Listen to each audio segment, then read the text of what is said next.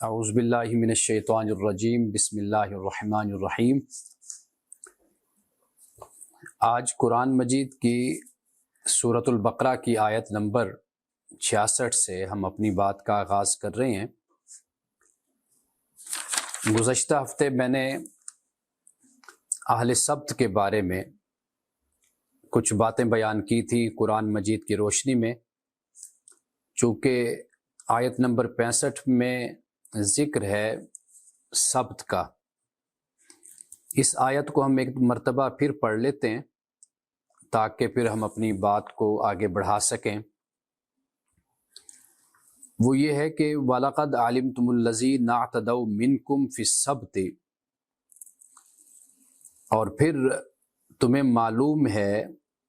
ان کے بارے میں جو تم میں سے، یعنی جو تمہاری قوم تھی، کہ جو حد سے بڑھ گئے تھے سبت کے دن، یعنی جنہوں نے سبت کا قانون توڑا تھا۔ فَقُلْنَا لَهُمْ كُونُوا قِرَدَةً خَاسِئِينَ، تو ہم نے پھر ان سے کہا کہ ہو جاؤ بندر پھٹکارے ہوئے۔ تو اس پہ ہم نے گزشتہ ہفتے تفصیل سے بات کی تھی۔ سورۃ الاعراف میں ایک مقام ہے، اس کی روشنی میں، سورۃ النساء کی روشنی میں، کہ یہ اہل سبت کون ہیں اور بندر بنانے سے مراد کیا ہے۔ اب یہ دیکھیے کہ آگے اللہ پاک یہ فرماتا ہے کہ فَجَعَلْنَاهَا نَكَالًا لِمَا بَيْنَ يَدَيْهَا وَمَا خَلْفَهَا وَمَوْعِظَةً لِّلْمُتَّقِينَ۔ تو اس طرح ہم نے ان کے انجام کو اس زمانے کے لوگوں اور بعد کے آنے والی نسلوں کے لیے عبرت اور ڈرنے والوں کے لیے نصیحت بنا کر چھوڑا، یعنی پھر ہم نے ان کو بنا دیا، ہم نے کیا؟ عبرت۔ نکال کا مطلب عبرت ناک بنا دینا ہے، یعنی ایسی سزا کہ جو عبرت ناک ہو۔ تو عربی زبان میں جو یہ نقل ہوتا ہے، اصل میں یہ لوہے کا کڑا ہوتا ہے، جیسے لگام کو، مہار کو بھی یہ کہتے ہیں۔ اچھا،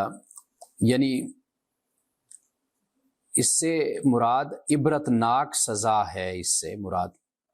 اور جہاں پہ اللہ سبحانہ و تعالیٰ نے چوری کرنے والا مرد اور چوری کرنے والی عورت، جہاں پہ ان کی سزا کو بیان کیا ہے،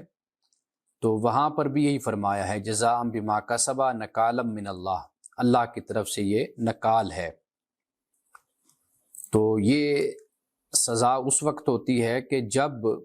ایک قوم یا ایک فرد عادی مجرم بن جاتا ہے۔ یعنی قرآن کا جو اسلوب ہے، چور اور مرد اور چوری کرنے والی عورت، یہ اسلوب، یہ مقام یہ بتاتا ہے کہ بھئی جب ایک انسان عادی مجرم بن جاتا ہے،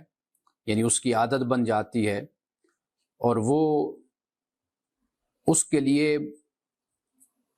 کسی بھی حد کو جا سکتا ہے، کسی بھی انتہا تک جا سکتا ہے، تو اس کے لیے پھر سزا مقرر کی جاتی ہے۔ یعنی کسی بھی حد تک جانے سے مراد یہ ہے کہ اپنی خواہش کو یا اپنے ارادے کو یا اپنی نیت کو پورا کرنے کے لیے وہ یہ نہیں دیکھتا، حکبائے کرک جیسے کہا جاتا ہے کہ بھئی ہر صورت میں اس نے اپنی خواہش کو پورا کرنا ہے۔ تو جب یہ خواہش حد سے بڑھتی چلی جاتی ہے تو پھر انسان عادی مجرم بن جاتا ہے۔ تو پھر جب عادی مجرم بنتا ہے تو وہ اپنی خواہش کو پورا کرنے کے لیے پھر کسی بھی حد تک جا سکتا ہے۔ یعنی کوئی چوری کرنے والا ہے تو وہ صرف اب چوری نہیں کرتا، تو اس چوری کرنے میں جو رکاوٹ بنتا ہے وہ اس کو بھی مار دیتا ہے، قتل کر دیتا ہے۔ اس کے لیے پھر کسی کی عزت، آبرو وہ بھی اہمیت نہیں رکھتی، یعنی اس کی ذہنیت، اس کی سوچ کلی طور پر مجرمانہ بن جاتی ہے۔ تو پھر اللہ سبحانہ و تعالیٰ ایسے شخص کے لیے اور ایسی عورت کے لیے پھر نکال کا لفظ استعمال فرماتا ہے، یعنی عبرت ناک سزا پھر دی جاتی ہے۔ تو یہاں پر بھی یہ جو لوگ تھے جسے اہل سبت ہم کہتے ہیں، ان کی سزا بھی اللہ تعالیٰ نے جب یہ مقرر کی یا ان کو بندر بنا دیا تو یہ در حقیقت ایسے لوگ تھے کہ جو نافرمانی میں حد سے بھی آگے نکل گئے،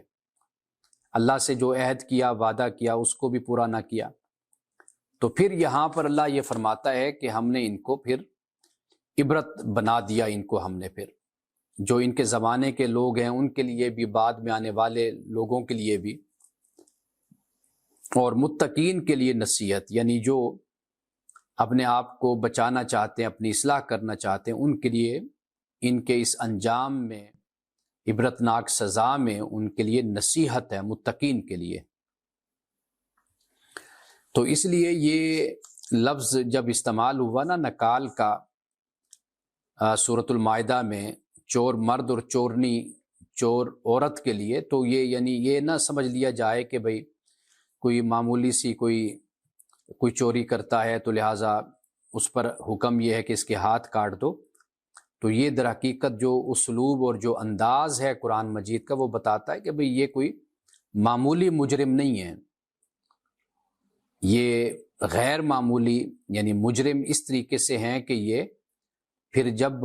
چوری کرتے ہیں تو پھر اس چوری میں وہ پھر نہیں دیکھتے کہ بھئی آگے کون ہے اور روکنے والا کون ہے، مزاحمت کرنے والا کون ہے۔ ان کے لیے پھر کسی کی عزت آبرو، کسی کا مال دولت، کسی چیز کی بھی کوئی اہمیت نہیں رہتی، بس وہ اپنے ٹارگٹ کو اچیو کرنا چاہتے ہیں۔ تو وہاں پر پھر اللہ سبحانہ وتعالیٰ نے نکال کا لفظ استعمال فرمایا ہے۔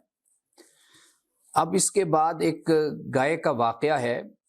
اور یہاں پر بقرہ کا لفظ استعمال ہوا ہے، آیت نمبر 67 میں بھی، 68 میں بھی، اور 69 میں بھی، 70 میں بھی، اور 71 میں بھی، یعنی ان تمام آیات میں بقرہ کا لفظ استعمال ہوا ہے۔ اور اسی وجہ سے ہی سورۃ البقرہ اس سورت کا نام ہے، عنوان ہے بقرہ، کیونکہ یہ ایک واقعہ قرآن مجید میں ان 4-5 آیات میں نقل کیا گیا ہے۔ تو آج ہم اس کو پڑھتے ہیں۔ فرمایا وَإِذْ قَالَ مُوسَىٰ لِقَوْمِهِ، جب موسیٰ نے اپنی قوم سے کہا، ان اللہ یأمرکم ان تذبحوا بقرہ، کہ بے شک اللہ تمہیں حکم دیتا ہے کہ تم گائے کو ذبح کرو۔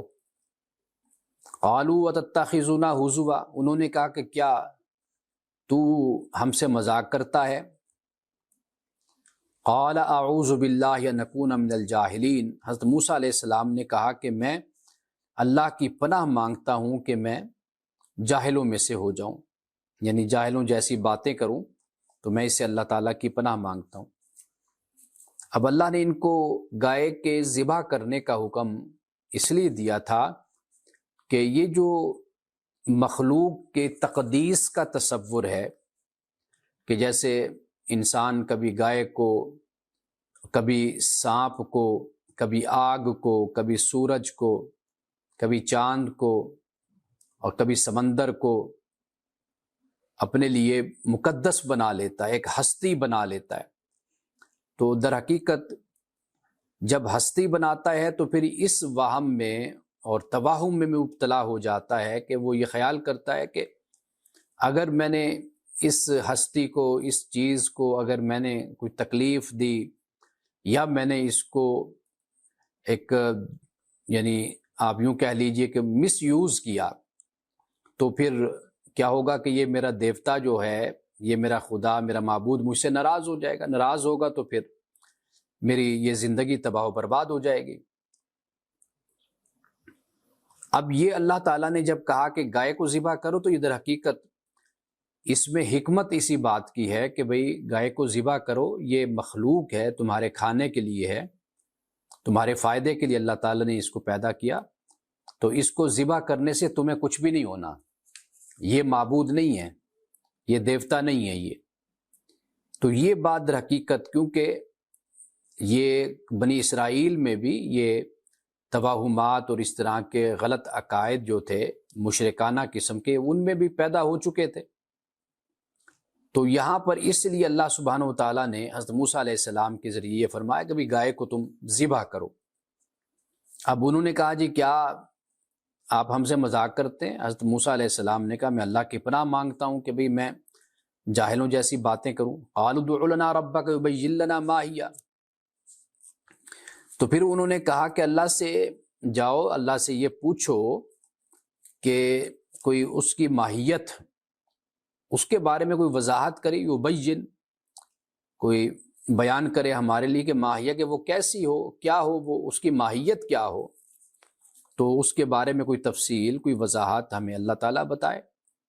حضرت موسیٰ علیہ السلام نے پھر یہ کہا کہ انہ یقول، کہ اللہ پاک یہ فرماتا ہے کہ انہا باقرۃ اللہ فارد ولا بکر، کہ یہ جو گائے ہے یہ نہ فارد ہو نہ بکر ہو، نہ بوڑھی ہو نہ بچی ہو، بچیا کہہ لیجئے، نہ زیادہ عمر کی ہو نہ کم عمر کی ہو، اوان بین ذالک، اس کے درمیان ہو، اوسط عمر اس کی ہو، ففعلوا ما تؤمرون، تو کرو جو تمہیں کہا جاتا ہے، جس کا تمہیں حکم دیا جاتا ہے وہ تم بجا لاؤ۔ اب یہ بات ہو گئی، اب دیکھیے پھر سوال، قالوا ادع لنا ربک یبین لنا ما لونھا، کہہ دیجئے اللہ سے، اب یعنی اپنے رب سے پوچھو، درخواست کرو کہ وہ ہمیں یہ بتائے کہ یبین لنا ما لونھا، کہ اس کا رنگ کیسا ہو، کس رنگ کی گائے ہو جو ہم ذبح کریں۔ اب آپ یہ دیکھ لیجئے کہ جب اللہ نے حکم دے دیا گائے ذبح کرو، تو یہ بہت ہی یعنی سمپل اور سادہ اور آسان کام ہے، جو آپ کوئی گائے لیجئے، بس کوشش کیجئے کہ آپ کی نیت درست ہو، آپ اخلاص کے ساتھ اور اچھی چیز لے کر آپ اس کو ذبح کر دیں، تو اللہ کا حکم پورا ہو جائے گا۔ لیکن اب دیکھیے کہ وہ سوال جیسے جیسے کرتے جا رہے ہیں تو اپنے آپ کو مشکل میں ڈالتے چلے جا رہے ہیں، اگرچہ ان کی نیت تو یہ تھی کہ چلیں اس طریقے سے ہماری جان چھوٹ جائے گی، ہم بچ جائیں گے، لیکن آپ دیکھیے کہ دائرہ تنگ ہوتا چلا جاتا ہے، آپشنز کم ہوتی چلی جاتی ہیں۔ کہا کہ پوچھو کہ بھئی اس کا رنگ کیسا ہو، تو کہا کہ اللہ پاک فرماتا ہے انہا بقرۃ صفراء، کہ اس کا رنگ زرد ہونا چاہیے، فاقع لونھا تسر الناظرین، اور رنگ ایسا ہو اس کا شوق کہ دیکھنے والوں کو خوش کر دے، دیکھنے والے اسے دیکھیں تو خوش ہو جائیں، ایسے رنگ کی گائے ہو، زرد رنگ ہو۔ اب پہلا حکم آپ ذہن میں رکھیے کہ فرمایا کہ بھئی گائے کو ذبح کرو، اب پوچھا جا رہا ہے کہ کیسی ہو، تو فرمایا کہ وہ فارد بھی نہ ہو، بکر بھی نہ ہو، درمیانی ہو، اوسط عمر کی ہو۔ پھر پوچھتے ہیں جی رنگ کیسا ہو، تو کہا بھئی وہ اب زرد رنگ کی ہو۔ قالوا ادع لنا ربک یبین لنا ما ہی، کہا کہ اے موسیٰ اپنے رب سے ذرا یہ بھی تو پوچھو نا کہ یبین لنا ما ہی ان البقرۃ تشابہ علینا، یعنی اپنے رب سے صاف صاف ذرا یہ پوچھ کر ہمیں بتاؤ کہ کیسی گائے مطلوب ہے اللہ کو، ہمیں اس کی اب تعیین میں اشتباہ ہو گیا ہے، یعنی اب ہم کنفیوزڈ ہو گئے ہیں، کنفیوژن ہو گئی ہے کہ بھئی کیسی گائے۔ اور پھر ساتھ یہ بھی کہتے ہیں وَإِنَّا إِن شَاءَ اللَّهُ لَمُهْتَدُونَ، اللہ نے چاہا تو ہم ضرور اس تک پہنچ جائیں گے، اس کا پتہ ہم پا لیں گے۔ اب یہاں پر دیکھیے کہ وہ بنی اسرائیل بھی انشاءاللہ کہہ رہے ہیں، تو نیت خراب ہو تو پھر بھی لوگ انشاءاللہ بولتے ہیں، یعنی جب کوئی کام کرنے کا ارادہ نہ ہو کہ کسی طریقے سے ٹل جائے تو وہاں پر بھی انشاءاللہ بولا جاتا ہے۔ اب اس کے بعد دیکھیے آخری آیت میں فرمایا قال انہ یقول انہا بقرۃ اللہ ذلول تثیر الارض، اب حضرت موسیٰ علیہ السلام نے فرمایا کہ اللہ کہتا ہے کہ وہ ایسی گائے ہو کہ جس سے خدمت نہیں لی جاتی، نہ زمین وہ جوتتی ہے اور نہ پانی کھینچتی ہے، یعنی جو وقف ہو اور جو ان کاموں میں استعمال نہ ہوئی ہو، نہ ہوتی ہو، کہ جو نہ تو زمین جوتتی ہے نہ وہ کھیت پانی کھینچتی ہے، مسلمت اللہ شیاتفیہ، صحیح سالم اور بے داغ ہو، وہ اس میں داغ بھی کوئی نہ ہو۔ قالوا الآن جئت بالحق، انہوں نے کہا کہ اب ہم پہنچ گئے ٹھیک جگہ پر، یعنی اب ہم ٹھیک بات آپ نے اب ہمیں بتا دی ہے، یعنی یہ حضرت موسیٰ علیہ السلام سے کہہ رہے ہیں کہ جئت بالحق، کہ تم اب صحیح بات لائے ہو۔ فذبحوها، تو پھر انہوں نے ذبح کیا، وما کادوا یفعلون، وہ ایسا کرنے کا ان کا ارادہ نہیں تھا، یعنی معلوم نہیں ہوتا تھا کہ وہ ایسا کریں گے۔ یہ جو قادہ کا جو لفظ ہے وما قادو، تو اس سے مراد یہی ہوتا ہے کہ بھئی یہ ایک کام کر تو دیا لیکن وہ کرنے کا ارادہ نہیں تھا، نہیں کیا لیکن کرنے کا ارادہ تھا۔ یعنی اس میں قادہ کا جو لفظ ہے وہ اس معنی میں استعمال ہوتا ہے۔ تو اب آپ یہ دیکھ لیجئے کہ ان آیات کا ترجمہ میں نے آپ کے سامنے رکھا ہے۔ تو مسئلہ سوال کرنے کا نہیں ہوتا، نہ منع کیا گیا ہے شریعت میں، دین میں، کہ آپ سوال نہ کریں، سوال کرنا چاہیے، لیکن اس مینٹیلٹی کو، اس اپروچ کو اور اس رویے کو ضرور مد نظر رکھنا چاہیے کہ کیا سوال سے ہم کچھ سیکھنا چاہتے ہیں یا بات کو مزید الجھانا چاہتے ہیں۔ ہم ایک چیز پر حکم لگا دیتے ہیں، یہ یعنی ہم ظاہر بنیاد پر حکم لگاتے ہیں، ہمیں وجہ دیکھنی چاہیے، سبب اور علت کی بنیاد پر کسی چیز کی ممانعت ہوتی ہے اور کسی چیز کی اجازت دی جاتی ہے۔ ایسی بہت سی مثالیں ہماری زندگی میں ہیں کہ ہم علت کو اگر اور سبب کو نہیں دیکھتے تو پھر ہم الجھ جاتے ہیں، پھر مشکل پیش آتی ہے۔ تو اسی طرح یہاں پر آپ دیکھ لیجئے سوال کا معاملہ ہے، اس لیے صحابہ کو، مسلمانوں کو کہا گیا کہ لا تسلوا عن اشیاء ان تبد لکم تسؤکم، کہ چیزوں کے بارے میں سوال نہ کرو، اگر وہ تمہارے لیے ظاہر ہو جائیں تو پھر تمہیں اچھا نہیں لگے گا، یعنی واضح بات ہے پھر مشقت بڑھ جائے گی تمہاری۔ تو لہٰذا اور اس وقت وحی بھی اتر رہی ہے، تو یہ جو خام خواہ کے سوال اور کویسچنز ہوتے ہیں یہ انسان کو عملی زندگی میں بھی مشکل میں ڈال دیتے ہیں۔ یعنی جیسے استاد ہے یا کوئی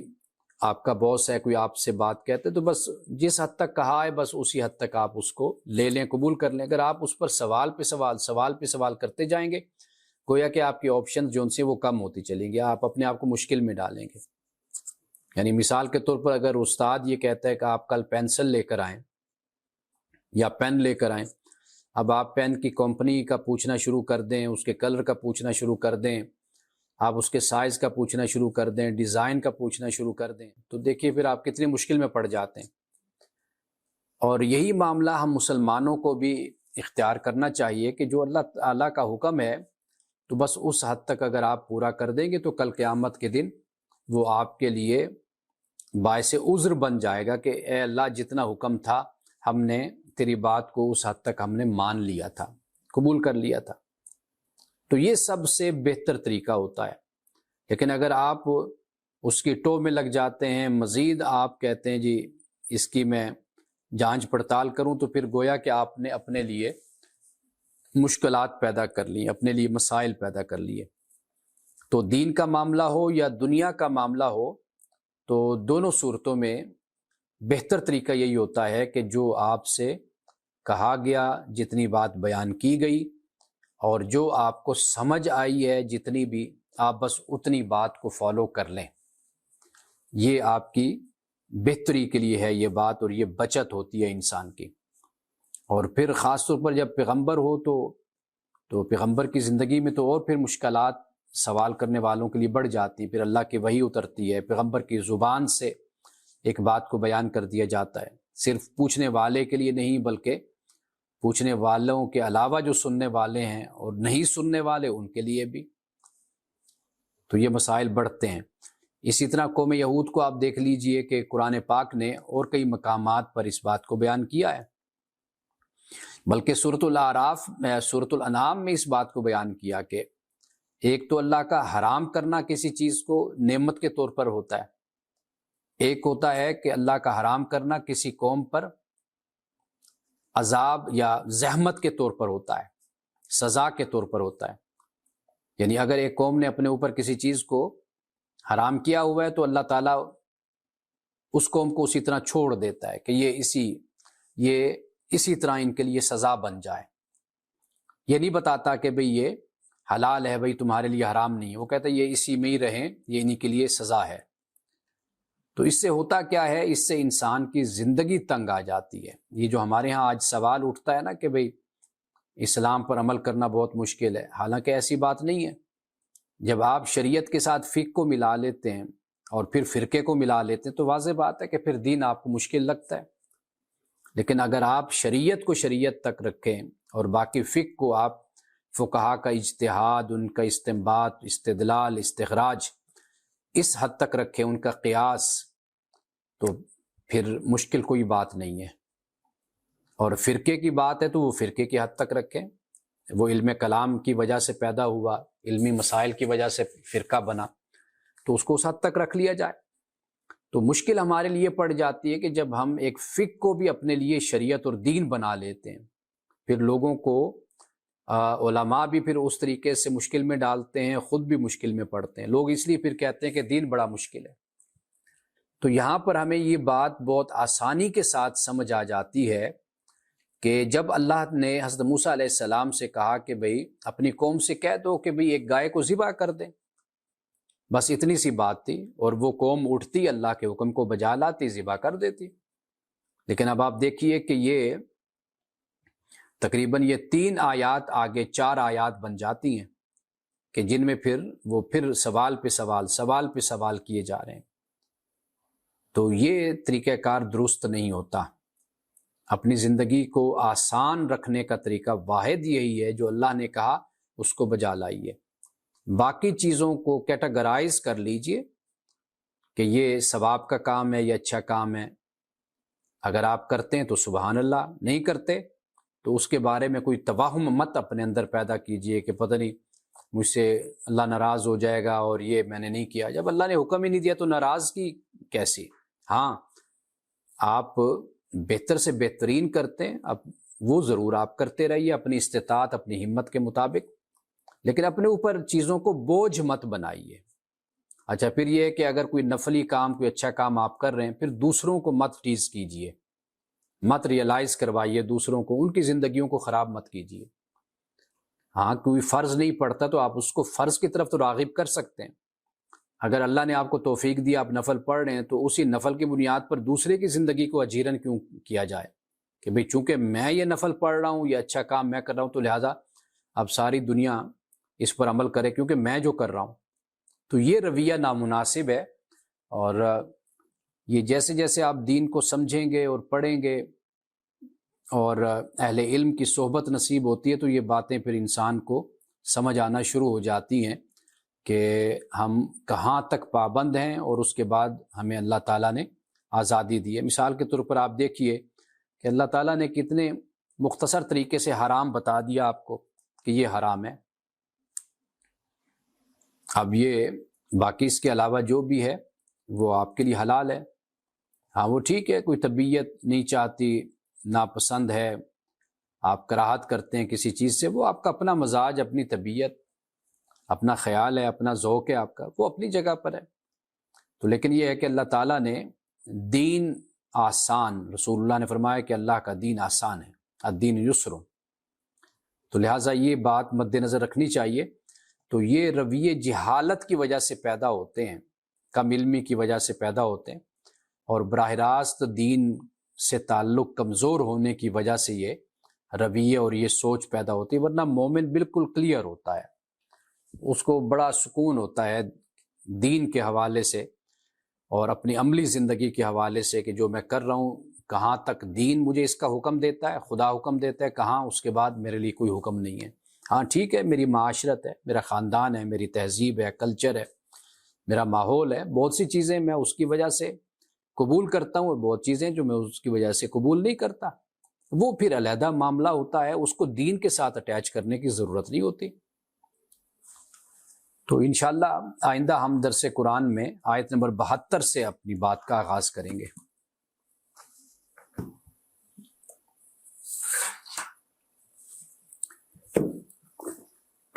آج ہم نے اس باب سے شروع کرنا ہے کہ رسول اللہ صلی اللہ علیہ وسلم نے فرمایا کہ باب ملم یشکر الناس، جو لوگوں کا شکر گزار نہ ہو، لوگوں کا شکر گزار نہ ہو۔ اس پر حضرت ابو ہریرہ رضی اللہ تعالی عنہ فرماتے ہیں کہ رسول اللہ نے فرمایا کہ لا یشکر اللہ من لا یشکر الناس، وہ اللہ کا شکر بھی ادا نہیں کرتا جو لوگوں کا شکر ادا نہیں کرتا۔ من لم یشکر الناس و من لم یشکر اللہ، کہ جس نے لوگوں کا شکر ادا نہیں کیا اس نے اللہ کا بھی شکر ادا نہیں کیا۔ یعنی یہ عادت انسان کو ڈالنی چاہیے کہ وہ لوگوں کا شکر ادا کرے، کیونکہ لوگوں کا شکر ادا کرنا بھی گویا اللہ کا شکر ادا کرنا ہے، کیونکہ آپ کو جو بھی نعمت میسر آتی ہے وہ کسی واسطے سے میسر آتی ہے۔ تو اگر آپ کو کوئی آپ کا عزیز، آپ کا بھائی اگر آپ کے ساتھ کوئی نیکی کرتا ہے تو در حقیقت یہ اللہ نے اس کو توفیق دی، اس نے آپ کے ساتھ نیکی کی، یعنی وہ وسائل کے حوالے سے ہو، وہ وقت کے حوالے سے ہو، وہ اپنی صلاحیت اور قابلیت کے حوالے سے ہو، کسی طرح بھی ہو، تو وہ آخر اس نے کیا تو وہ اللہ نے دیا اس کو، تو لہٰذا لوگوں کا شکر ادا کرنا تو اللہ کا شکر ادا کرنا ہوتا ہے۔ اب اس کے بعد حضرت ابو ہریرہ سے ایک اور روایت فرماتے ہیں کہ رسول اللہ صلی اللہ علیہ وسلم نے فرمایا کہ قال اللہ تعالی للنفس اخرجی قالت لا اخرج الا کارہۃ، میں اللہ تعالیٰ جب کسی جان سے کہتا ہے نکلو تو وہ کہتی میں نہیں نکلتی مگر ناگواری کے ساتھ۔ یعنی انسان کی ناشکری کی طرف یہ اشارہ ہے کہ اب یہ جان، یہ روح کس نے دی؟ اللہ نے دی ہے، لیکن انسان جب روح اس کی نکلتی ہے تو وہ خوشی سے روح اپنی یعنی اللہ کے سپرد نہیں کرتا، اور یعنی بڑی کراہت کے ساتھ اور ناپسندیدگی کے ساتھ وہ اس کی جب روح نکلتی ہے، یعنی انسان یہ جو روح ہے جو اللہ نے انسان میں ڈالی ہے یہ اللہ تعالیٰ کی نعمت ہے، اللہ نے دی ہے، تو اگر جب اللہ چاہتا ہے اسے واپس لینا چاہتا ہے تو اس وقت انسان جو انسا ہے وہ بڑا اس بات کو ناپسند کرتا ہے کہ بھئی یہ میری روح نکل رہی ہے، میری جان جا رہی ہے۔ تو رسول اللہ صلی اللہ علیہ وسلم نے فرمایا کہ اللہ جب کسی جان سے کہتا ہے کہ نکلو تو وہ کہتی ہے میں نہیں نکلتی مگر ناگواری کے ساتھ۔ یعنی اب آپ ذرا اس پر توجہ کیجئے، غور کیجئے، یعنی انسان طبعی طور پر ناشکرا ہے۔ طریقہ کار تو یہ ہونی ہے نا کہ ہونی چاہیے کہ جان دی ہوئی اسی کی تھی، وہ آیا، اس کا فرشتہ آیا، اس کا پیامبر آیا، اس نے کہا بھئی اپنی جان ہمارے سپرد کر دو، تو خوشی کے ساتھ سپرد کر دی، اس لیے کہ یہ اسی نے دی تھی، اسی کی طرف چلی گئی۔ لیکن انسان کیا کرے، اس دنیا سے دل لگا بیٹھتا ہے، یہاں کے مال دولت اولاد اور دنیا داری سے اور اپنی چہل پہل سے سرگرمیوں سے تو جانے کو پھر جی نہیں چاہتا انسان کا۔ تو یہ بھی ایک ناشکری ہوتی ہے کہ جب اللہ کا فرشتہ آئے تو بہت ہی آرام سے، سکون سے اور خوشی سے انسان اپنے آپ کو اللہ کے فرشتے کے سپرد کر دے۔ اب اس کے بعد یہ فرمایا باب معونت الرجل اخاہ، آدمی کا اپنے بھائی کی مدد کرنے کا بیان۔ حضرت ابو ذر یہ روایت کرتے ہیں کہ رسول اللہ صلی اللہ علیہ وسلم سے پوچھا گیا، ممکن ہے یہ ابو ذر خود ہو پوچھنے والے، کہ ای الاعمال خیر، اعمال میں سے کون سا عمل بہتر ہے؟ تو آپ نے فرمایا کہ ایمان باللہ و جہاد فی سبیلہ، اللہ پر ایمان لانا اور اس کی راہ میں جہاد کرنا۔ عرض کیا گیا کہ کون سی گردن آزاد کرنا افضل ہے؟ فأی الرقاب افضل؟ قال اغلاها ثمنا وانفسها عند اہلها، فرمایا کہ جس کی قیمت زیادہ ہو اور مالکوں کے نزدیک وہ بہت عمدہ ہو۔ یعنی اب ایک غلام ہے یا لونڈی ہے، قیمت زیادہ ہے اور مال، حدیث بیان کی کہ وہ سلمان سے بیان کرتے ہیں کہ انہوں نے فرمایا کہ ان اہل المعروف فی الدنیا ہم اہل المعروف فی الآخرہ، جو دنیا میں نیکوکار ہیں وہ آخرت میں بھی اہل معروف ہوں گے، نیکوکار ہوں گے۔ یعنی دنیا میں جن کی اچھی شہرت ہے، اچھا نام ہے، اور نیکی کی وجہ سے ہے تو وہ دنیا میں ہے تو آخرت میں بھی اسی طرح ہی ہوگا۔ فقال انی سمعتہ من ابی عثمان یحدثہ عن سلمان فعرفت ان ذاک کذاک فما حدثت به احدا قط احدثنا موسیٰ قال، کہ فرمایا کہ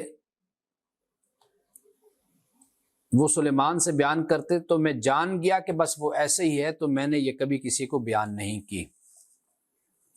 تو بہرحال اب یہ روایت موقوف اور مرفوع دونوں طرح صحیح ہے۔ یہ اب یہ فرمایا رسول اللہ صلی اللہ علیہ وسلم نے کہ کل معروف صدقۃ، ہر نیکی صدقہ ہے، ہر نیکی چھوٹی بڑی۔ اور یہ بھی فرمایا کہ لا تحقرن من المعروف شیئا، کہ معمولی جو نیکی بھی ہو نا اس کو حقیر مت سمجھو، اس کی قدر کرو، چھوٹے سے چھوٹے کام کو۔ حضرت ابو موسیٰ اشعری سے یہ روایت ہے کہ نبی کریم صلی اللہ علیہ وسلم نے فرمایا ہر مسلمان کے ذمے ہر روز صدقہ ہے۔ قالوا فإن لم یجد، انہوں نے کہا کہ اگر وہ نہ پائے تو آپ نے فرمایا کہ فَيَعْتَمِلُ بِيَدَيْهِ فَيَنْفَعُ نَفْسَهُ وَيَتَصَدَّقُ، فرمایا کہ اپنے بازوں سے محنت کر کے، اپنے ہاتھوں سے محنت کر کے کمائے، پھر اس سے خود بھی فائدہ اٹھائے اور صدقہ بھی کرے۔ تو پھر کہا فَإِن لَمْ يَسْتَطِعْ، اگر وہ اس کی طاقت بھی نہ رکھے، أَوْ لَمْ يَفْعَلْ، یا ایسا نہ کر سکتا ہو تو قال، تو آپ نے فرمایا کہ فَيُعِينُ ذَا الْحَاجَةِ الْمَلْهُوفَ، وہ مجبور اور بے بس کی مدد کرے۔ قالوا فَإِن لَمْ يَفْعَلْ، کہا کہ اگر وہ یہ بھی نہ کر سکے، قال فَيَأْمُرُ بِالْخَيْرِ أَوْ يَأْمُرُ بِالْمَعْرُوفِ، فرمایا پھر وہ نیکی اور اچھے کام کا حکم دے۔ تو انہوں نے عرض کیا اگر وہ یہ بھی نہ کر سکے، اب دیکھیے فرمایا فَيُمْسِكُ عَنِ الشَّرِّ، تو پھر وہ لوگوں کو تکلیف پہنچانے سے کم از کم باز رہے، فَإِنَّهُ لَهُ صَدَقَةٌ، فرمایا یہ بھی اس کے لیے صدقہ ہے۔ اب یہ جو ترتیب بیان کی نا، یہ پھر وہی بات آ جاتی ہے کہ اگر وہ یہ نہ کر سکے تو پھر فرمایا کہ یہ کرے۔ اگر ہم میں سے کوئی وہ کر سکتا ہے پہلے والا تو پھر وہ ہمیں کرنا چاہیے۔ یہ نہیں ہے کہ بھئی ہم سارے چھوڑتے چھوڑتے اور آخر میں آ کر بس اس بات پر عمل شروع کر دیں کہ چلیں ہماری ذات سے تو کسی کو کوئی تکلیف نہیں پہنچ رہی۔ اب ایک حدیث یہ بھی ہے کہ رسول اللہ صلی اللہ علیہ وسلم نے فرمایا کہ ہر جوڑ پر صدقہ ہے، اگر کوئی شخص سورج نکلنے کے بعد 2 رکعت ادا کر لیتا ہے تو یہ صدقہ ادا ہو جاتا ہے۔ فرمایا کہ جو شخص صدقہ کرنے کی طاقت رکھتا ہے اسے مال سے صدقہ کرنا چاہیے۔ یہ وہی بات جو میں ابھی عرض کر رہا ہوں۔ اور اگر طاقت نہ ہو تو سبحان اللہ کہنا بھی صدقہ ہے، کسی کی مدد کرنا بھی صدقہ ہے۔ یعنی تمام جو اچھے کام ہیں وہ سب کے سب صدقے کا درجہ رکھتے ہیں۔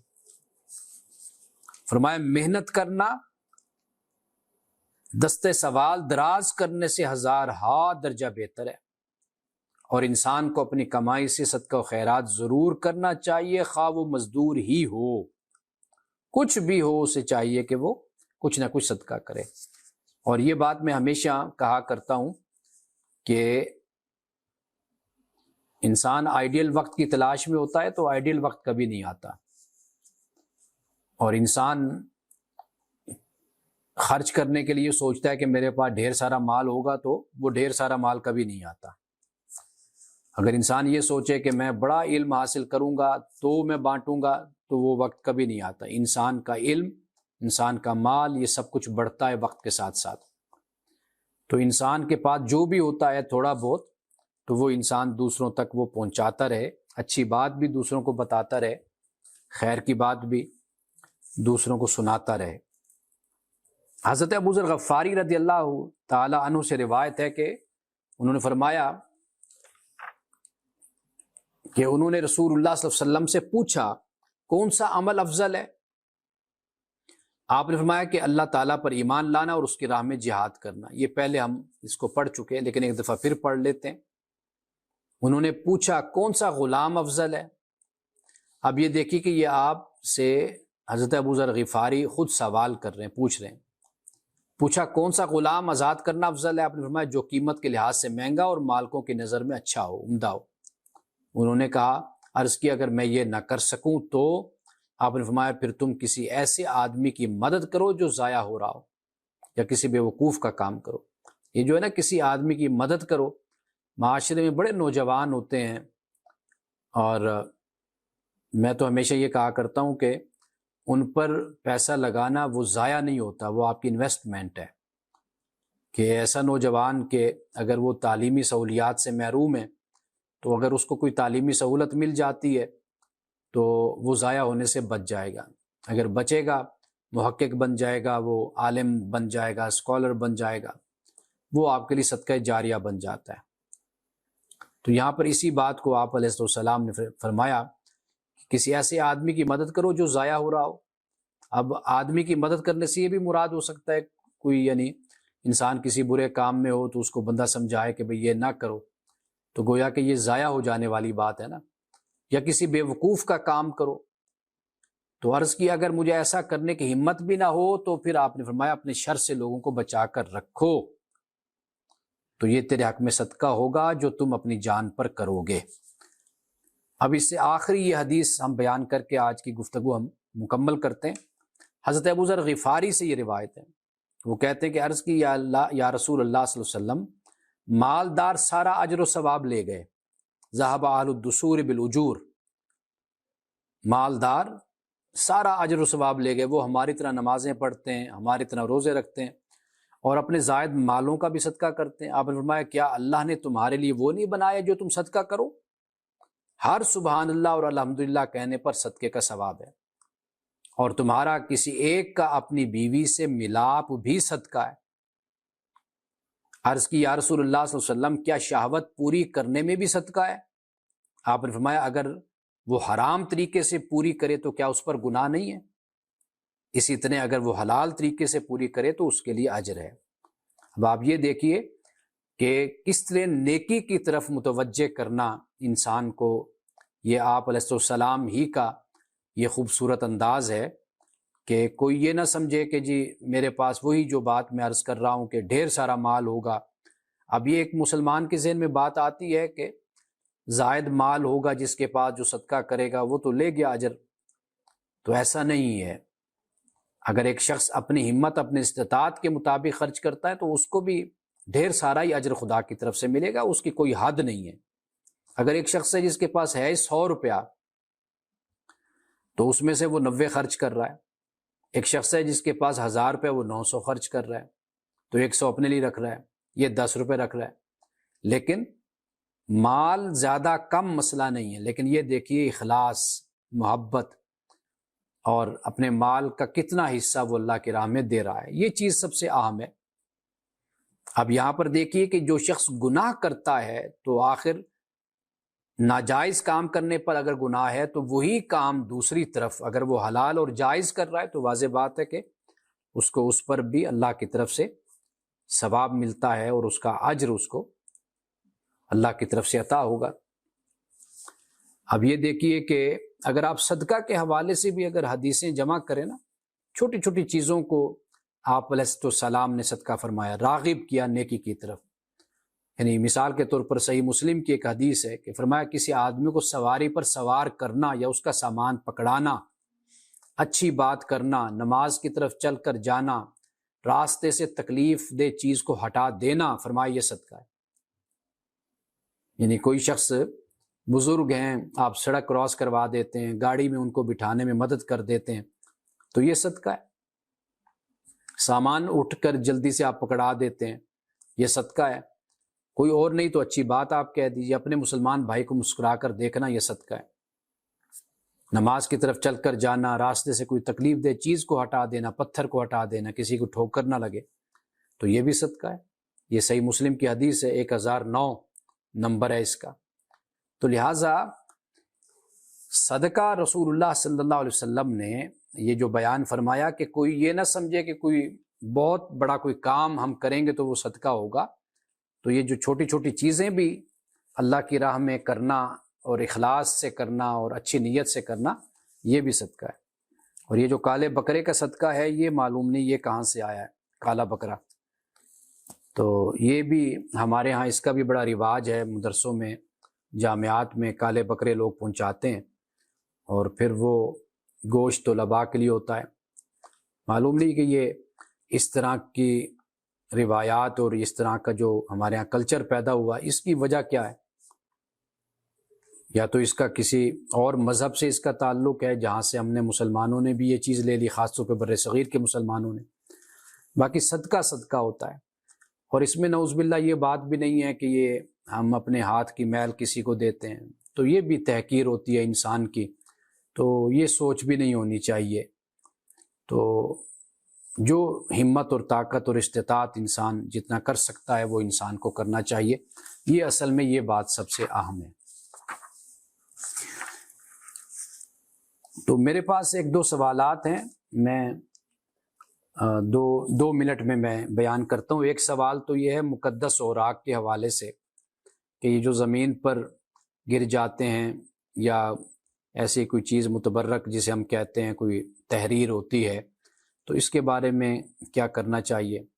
دیکھیے، ایک تو بات یہ ہے کہ ہمیں یہ سمجھنا چاہیے کہ جو توہین ہوتی ہے وہ بالکل مختلف چیز ہے اس سے کہ کوئی چیز ویسے کہیں پڑی ہوتی ہے تو کوئی گزر جاتا ہے، توجہ نہیں کرتا، دیکھتا نہیں ہے۔ تو ہمیں اس میں بنیادی طور پہ فرق رکھنا چاہیے۔ توہین بہت ہی مختلف چیز ہے، وہ ارادتاً، جان بوجھ کر، نیتاً، اور انسان کا کسی چیز کو تحقیر کرنا، تضحیق کرنا اور عزت نہ کرنا، اس کی توہین کرنا، یہ بڑی مختلف چیز ہے۔ اور اگر کسی انسان سے کچھ ایسی بات ہو جاتی ہے تو وہ اس میں شامل نہیں ہوتی، ہم اس کی غفلت کہہ سکتے ہیں، باقی اللہ تعالیٰ معاف کرنے والا ہے۔ تو لہٰذا اگر کوئی، ایک مسلمان ہونے کے ناطے ہمارے جذبات بھی ہیں، احساسات بھی ہوتے ہیں، اگر کوئی چیز ہمیں کہیں پر پڑی ہوئی مل جاتی ہے تو طریقہ کار یہی ہوتا ہے کہ اٹھا کر اسے کسی اونچی جگہ پہ رکھ دیا جاتا ہے کہ بھئی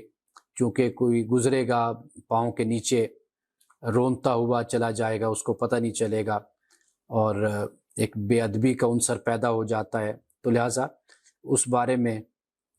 یہ بہترین طریقہ ہے کہ آپ جب اگر دیکھتے ہیں تو اٹھا کر آپ اس کو اوپر رکھ دیں۔ لیکن یہ جو میں بار بار توہین کی بات کر رہا ہوں نا، یہ بلاسفیمی جس کو ہم کہتے ہیں، یہ ذہن میں رکھیے گا کہ یہ کوئی معمولی چیز نہیں ہوتی۔ یہ نہیں ہوتا کہ آپ اپنے مسلمان بھائی کو پکڑ کر اس پر آپ توہین کا الزام لگا دیں، بلاسفیمی کا، اسی بات پر کہ جی یہ کاغذ نیچے پڑا ہوا تھا، آیت لکھی ہوئی تھی یا کوئی نام لکھا ہوا تھا تو اس نے یہ اٹھایا نہیں ہے، یا ایسا کر دیا یا ویسا کر دیا، تو یہ رویہ مناسب نہیں ہے۔ تو ہمیں کوشش یہ کرنی چاہیے کہ اپنی طرف سے اگر کوئی ایسا معاملہ ہو تو ہم اسے اٹھا کر چیز کو کسی اونچی جگہ پر رکھ دیں۔ لیکن یہ ہے کہ جو توہین، بلاسفیمی، یہ چیزیں بہت ہی ریئر ہوتی ہیں، اور یہ بہت کم لوگ ایسے خبیث قسم کے لوگ ہوتے ہیں جو ایسی سوچ کے مالک ہوتے ہیں، جن کا کام یہی ہوتا ہے، منفی سوچ کے لوگ۔ تو لہٰذا جو اپنے مسلمان بھائی بھولے بھالے سیدھے سادے ہوتے ہیں، شریف لوگ ہوتے ہیں، تو ہمیں ہرگز ایسا رویہ معاشرے میں پروان نہیں چڑھانا چاہیے کہ ہم ہر دوسرے بندے پر بلاسفیمی کا فتویٰ لگاتے رہیں، توہین کا فتویٰ لگاتے رہیں۔ باقی مقدس پاکیزہ کوئی چیز ہے تو اس کا احترام آپ پر بھی لازم ہے، مجھ پر بھی لازم ہے۔ ویسے بھی یہ میں نہ بھی کہوں تو مسلمان جو مسلمان ہے وہ اللہ رسول سے بھی محبت کرتا ہے، وہ قرآن کا بھی احترام کرتا ہے، وہ مقدس شخصیات کا بھی احترام کرتا ہے، وہ مقدس کتابوں کا بھی احترام کرتا ہے۔